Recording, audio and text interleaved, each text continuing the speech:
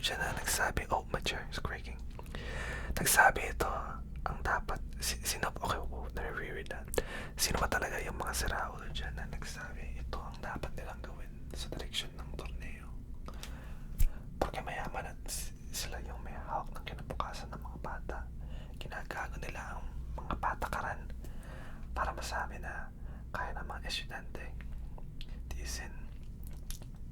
Kaya ng mga estudyante na tiisin. Natiisin yung wasak na sistema na yan.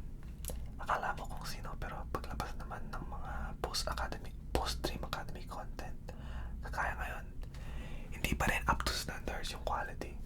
Pero kamong niloloko nila tayo. Ang dami nilang ginastos para sa mga programa na yan. Pero ito lang ang resulta.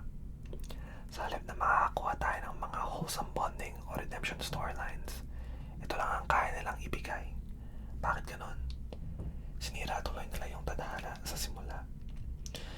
Paano ngayon kaya magkakasundo yung mga fans ni Manon, Sofia, Lara at kung sino pa man? Sana tahimik o masaya. Pero ngayon ginulo nila ang lahat. Talagang nakakainis yung kinalabasan sa maraming karanasan na pwede nilang daanan. Ito yung nakuha nila. At sa maraming karanasan na pwede nilang daanan.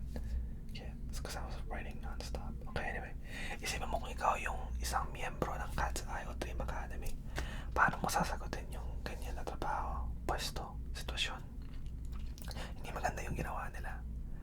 Pero wala tayong magagawa dyan kasi yan talaga yung buhay ng mga Koreano, Hapon, Chino, Thai, Kyopo, many Korean Americans, at kung sino pa yung gustong maging idol. Sobrang mahirap talaga yung pinag-aaralan ng mga trainees.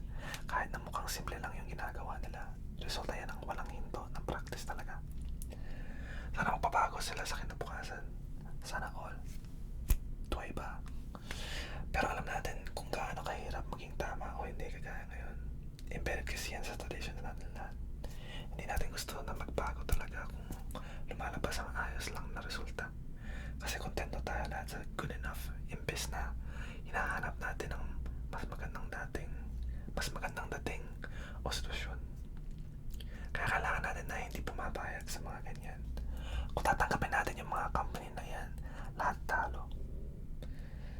Sa halip na aasenso ng maayos, paulit-ulit yung bagsak. Kasi nga,